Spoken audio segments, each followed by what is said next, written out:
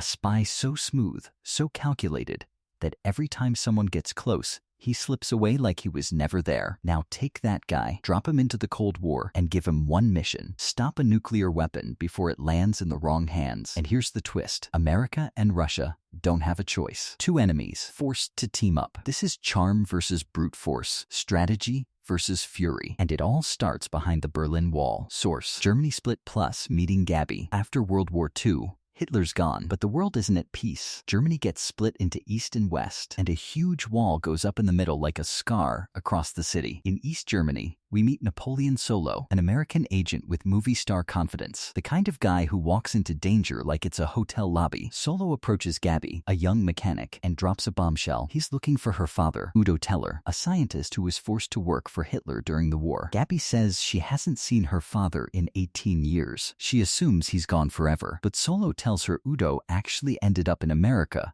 after the war, working, living comfortably, until he suddenly disappeared. The last place he was seen was Rome. Then Solo adds one more detail. Your Uncle Rudy is connected to this. Gabby's still trying to process it until Solo points to the window. A Russian agent is watching them, and not casually, tailing them. Solo looks at Gabby and basically says, "We move now, or you get dragged into a nightmare." Source: Chase sequence plus wall escape. Solo gives her two choices. Leave with him right now, or stay and let the Russians grab you. And trust me, they won't ask nicely why an American spy came to see you. Gabby chooses to run. She drives. Solo ducks in the back seat, and at a red light the Russian agent pulls up close and studies her like she's already guilty. Solo notices something subtle. The guy's holding the steering wheel with one hand, meaning the other hand is probably on a gun. Solo leans in and says, "The second you hear a shot, punch it." Solo fires. The Russian survives. And now it's a full-on pursuit. Gabby's flying through the streets, but the Russian is relentless. He keeps closing the distance like he's built for one thing: catching people. At one point, he's so close he's practically tearing the back of their car apart with his bare hands. Solo stays calm, almost entertained. Gabby's terrified. Then Solo calls the play. Take the narrow alley. It looks way too tight, but Gabby trusts him. The car jams between buildings, exactly what Solo wanted. They climb out through a window into a building, sprint up to the roof, and on the other side of the wall, a truck tosses them a rope. They climb over. The Russian agent tries to follow, but Solo signals the truck to reverse. The rope slackens, and the Russian is left hanging, stuck at the border like the wall itself just rejected him. Source: Meet Ilya. We rewind and learn the Russian agent's name, Ilya. His senior, Oleg, explains who Solo really is: America's best spy. Russia has tried over and over to catch him, and every time he slips away. The next morning, Solo meets his handler Sanders, and out of nowhere, Ilya attacks Solo from behind. The fight is brutal. Ilya is pure force. He's close to choking Solo out completely. Then Oleg steps in and stops it. And here's where things get interesting. This isn't revenge. This isn't ego. Both governments are here because they've got the same emergency, and it's bigger than the Cold War. Source: 705-920. The mission: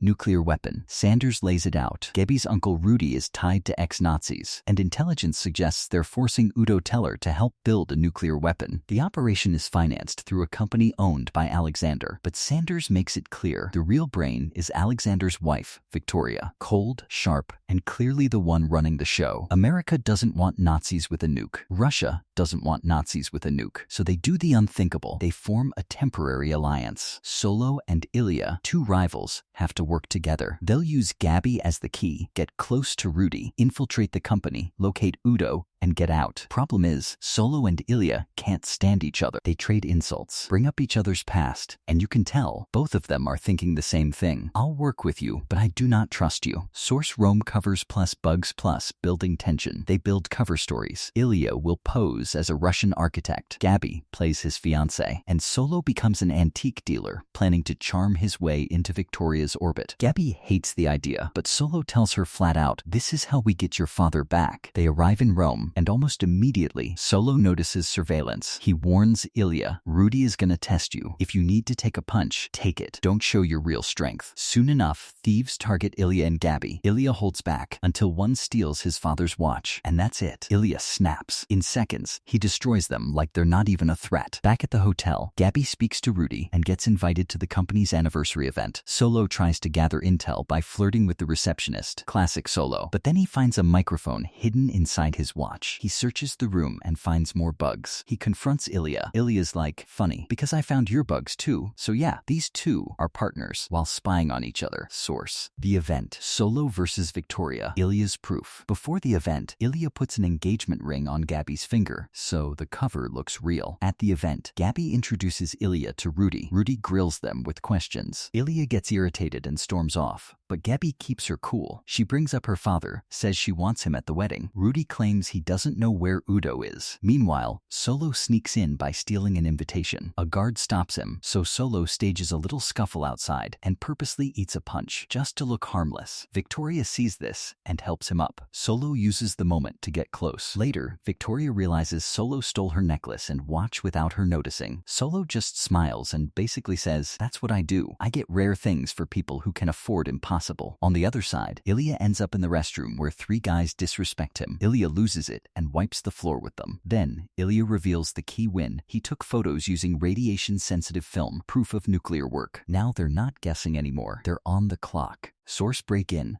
alarm, boat chase, Solo disappears. That night, Solo heads to the factory. Ilya shows up too. Same idea. The power goes out, giving them a short window. They cut in, reach a locked door, and Solo opens it fast, then helps Ilya through. Inside, a guard appears. Ilya sees a watch on the guard's wrist and thinks it might be his father's. He knocks the guard out silently, still standing. They find a hidden button that opens a vault path. Solo cracks the vault, smirks, and says, "No alarm." Instantly, alarms go off. And inside, nothing useful. They escape through a window onto a boat, but armed guards chase them and seal the exits. And then Solo jumps into the water and vanishes. For a second, it looks like he left Ilya. Ilya's boat gets hit and sinks. Guards search the water. Then out of nowhere, Solo returns in a truck, casually eating a sandwich like he's watching a show. He drives the truck right into the guard's boat, dives in, and drags Ilya out. Solo didn't abandon him. He just played the board better. Source. Gabby's betrayal. Solo captured. Torture. Next day, Rudy invites Gabby to lunch, alone. Ilya slips a tracker under her dress so he can monitor her. Rudy takes her to a private location, straight to Alexander, and suddenly, Gabby flips. She betrays Solo and Ilya, reveals their plan, shows the tracker, and says Ilya is a Russian spy nearby. Ilya hears it and bolts. At the same time, Solo meets Victoria. She offers him a drink. Solo realizes it's drugged, so he lies down on the couch to avoid collapsing. He wakes up tied to a chair. Victoria says she's too busy to deal with him, so she hands him to Rudy, who is a full-blown sadist. Rudy talks about his past, his insecurities, his obsession with pain, and then starts electrocuting Solo. Solo screaming until Ilya arrives. Solo thought he removed all trackers, but Ilya hid one in Solo's shoe. Rudy panics and confesses. The nuclear weapon is already built. Tomorrow, it gets delivered to Victoria on a private island. Rudy dies in a dark twist when he accidentally activates the torture machine on himself. And finally, Gabby reunites with her father, Udo, after 18 years. Source. Waverly Reveal Plus Island Raid. Solo and Ilya meet British Naval Commander Waverly. Waverly reveals the big twist. Gabby was never truly a traitor.